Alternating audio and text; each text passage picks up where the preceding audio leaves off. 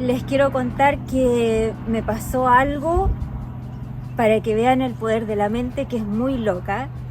Les quiero contar que un día, viendo un canal de televisión, vi el programa de Psicólogos y yo me imaginé algún día poder conocer a uno de estos psicólogos, y no me van a creer. Hoy día estoy con uno de ellos, con Mauricio Valenzuela, filósofo y psicólogo, y tengo el placer de poder conversar con él. El tema que queremos plantear hoy día es sobre el bienestar emocional. ¿Cómo estás? Bueno, gracias porque te gusta el programa, gracias por invitarme, gracias por conversar contigo. Gracias. ¿Y qué opinas tú del bienestar emocional? Hoy en día que estamos pasando por muchas situaciones de estrés. El otro día, ponte tú, con un compañero, salimos a la farmacia a buscar un ansiolítico. Estaba agotadísimo.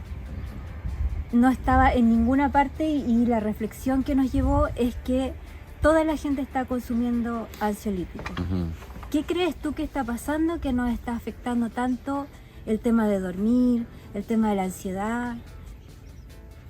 Mira, en general, así como de lo general primero, no es que esté pasando una sola cosa, están pasando muchas cosas. Son distintas variables que están pasando. En general, si yo tuviera que sintetizar, yo creo que los ansiolíticos, aunque parezca estúpido lo que voy a decir, pero lo voy a decir, tiene que ver con los niveles de ansiedad que está aconteciendo en nuestra sociedad. Y hay un tema que es de fondo.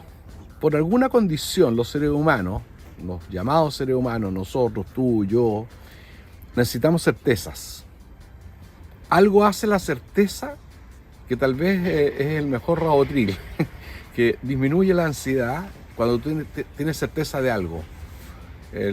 Certeza de que Dios existe, certeza que te va a ir bien en el trabajo, que estamos asegurados, que tenemos estabilidad, que tenemos tranquilidad. Cuando alguna de estas múltiples variables se empieza a descompensar, se empieza a producir un desequilibrio, y ese desequilibrio se produce en un síntoma, y el síntoma es ansiedad.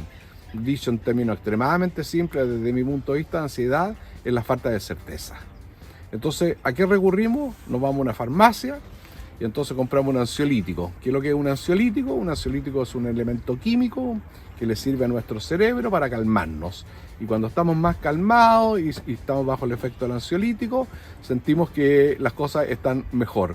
Se acaba el efecto del ansiolítico, entonces hay que tomarse otro ansiolítico o, no sé, pedir ayuda, que puede ser un psicólogo, o alguien que te ayude a encontrar tu certeza. Las certezas y las incertidumbres son antagónicas, y la brecha que existe entre una y otra es lo que denominamos ansiedad, y termino para no dar la lata, tiene que ver con, como me decía un amigo, la presencia de algún grado de miedo. El miedo es una emoción básica, ¿cierto? ¿Cómo crees tú que podemos superar o gestionar mejor el miedo? Mira, el miedo, según yo, es como la sal. Si los seres humanos, o si algún ser vivo no tiene miedo de nada, cero miedo, se extingue. Curiosamente. Porque estamos aquí en esta terraza con esta maravillosa vista, pero no tengo miedo y salto porque creo que puedo volar, me mato. Claro, es como una alerta a tu sobrevivencia. Ok, entonces el miedo es un componente, no todo es negativo. Lo negativo es cuando el miedo se te instala, y cuando tú tienes miedo pasan tres cosas en todos los seres vivos, especialmente en los mamíferos. Tres, no más.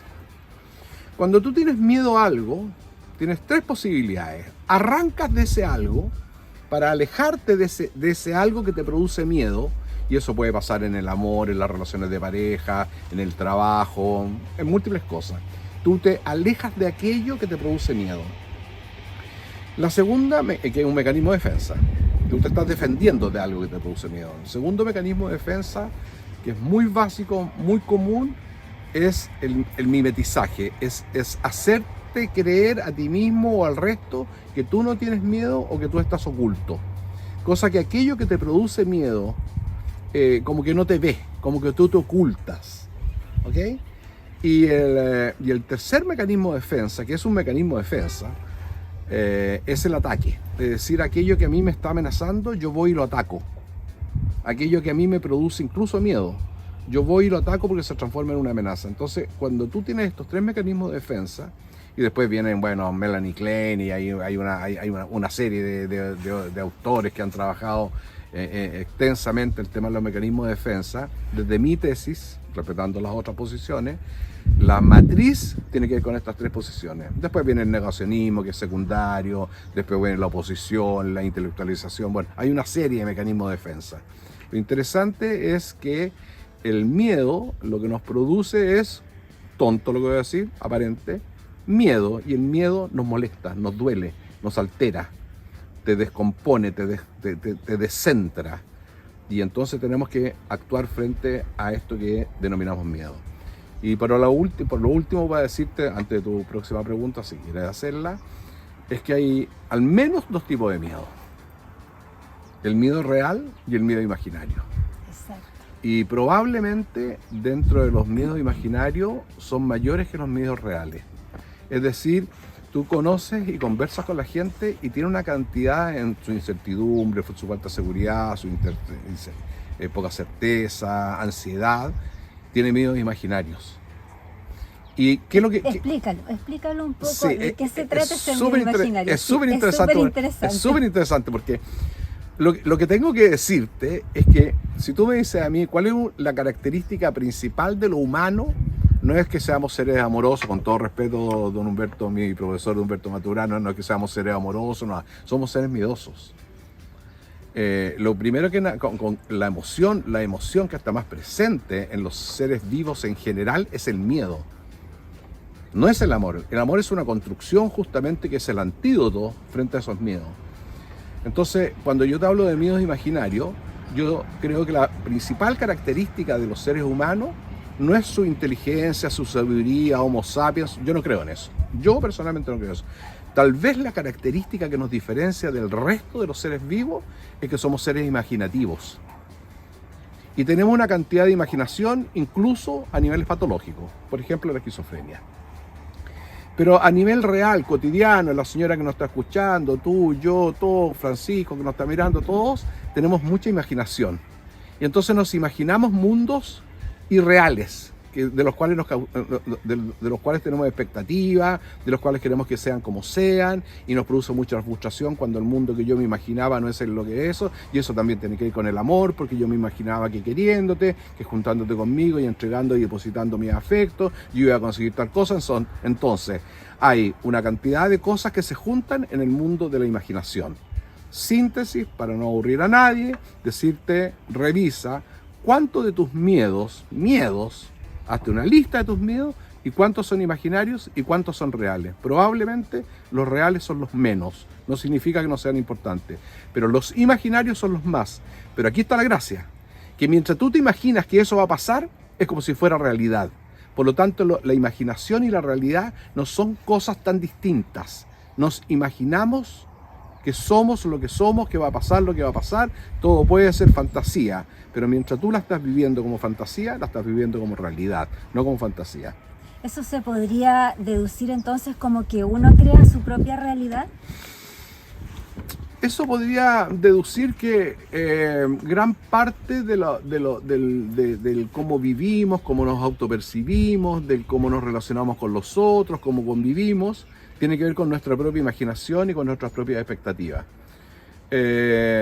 Según algunos, vuelvo a citar a mi profesor, a quien estimo mucho, Humberto Maturana, la realidad no existe.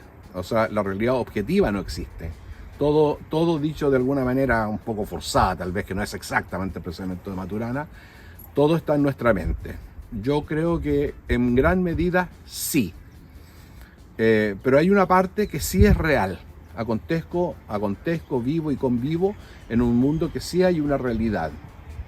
Pero está muy mediatizada por nuestra imaginación, por nuestras perspectivas, por nuestras interpretaciones de cómo interpretamos la realidad. No es que la realidad exista o no exista, es fundamentalmente como yo interpreto la realidad. Claro. Y esa interpretación de la realidad es lo que yo considero que es realidad. Por lo tanto, para mí es real aquello que yo creo que es real, que para el otro puede ser imaginario o puede ser una fantasía. El tema de la imaginación, el tema de la expectativa, el tema de los miedos, son todos temas que están muy relacionados. Lo importante es saberlo relacionar y saber reflexionar sobre estos temas que son interesantes, creo yo, y te pueden servir.